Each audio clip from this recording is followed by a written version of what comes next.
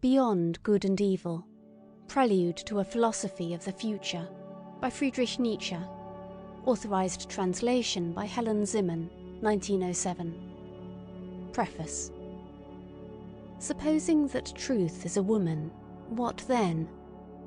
Is there not ground for suspecting that all philosophers, insofar as they have been dogmatists, have failed to understand women?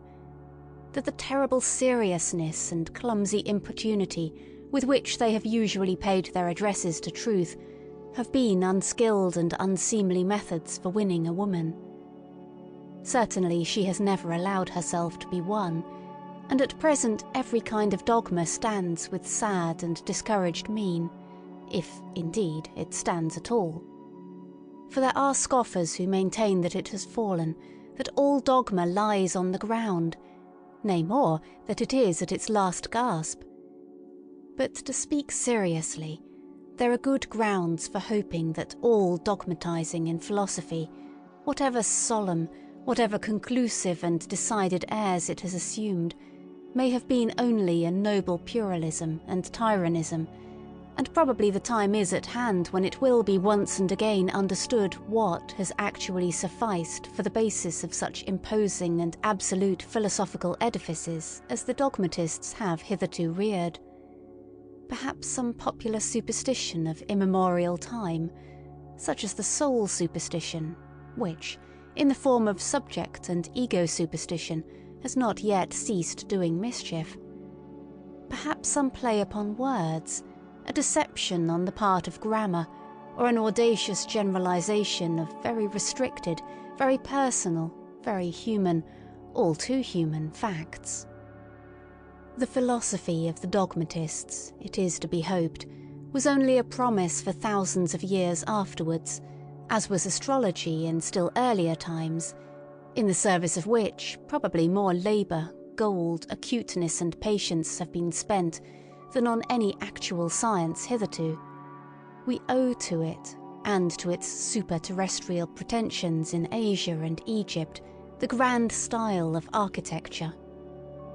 It seems that in order to inscribe themselves upon the heart of humanity with everlasting claims, all great things have first to wander about the earth as enormous and awe-inspiring caricatures.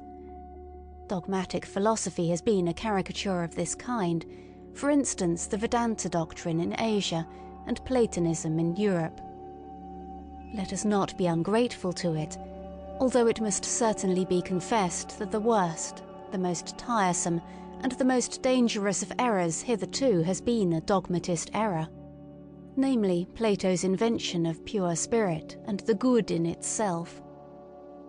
But now, when it has been surmounted, when Europe, rid of this nightmare, can again draw breath freely and at least enjoy a healthier sleep, we, whose duty is wakefulness itself, are the heirs of all the strength which the struggle against this error has fostered.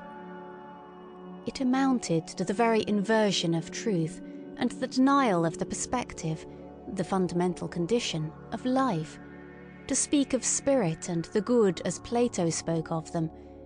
Indeed, one might ask, as a physician, how did such a malady attack that finest product of antiquity, Plato? Had the wicked Socrates really corrupted him?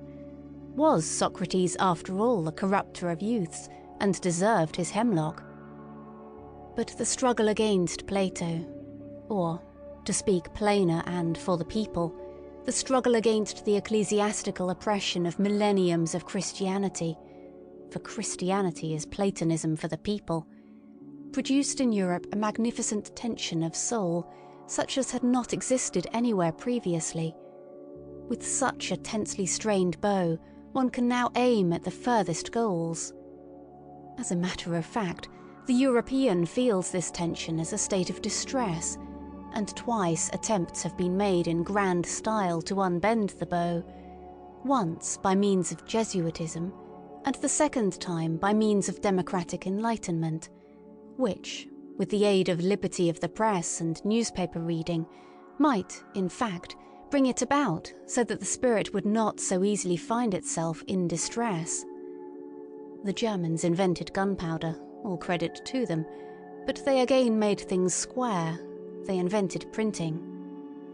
But we, who were neither Jesuits, nor Democrats, nor even sufficiently Germans, we good Europeans and free, very free spirits, we have it still, all the distress of spirit and all the tension of its bow, and perhaps also the arrow, the duty, and, who knows, the goal to aim at. Sils Maria, Upper Engadine, June 1885. End of preface.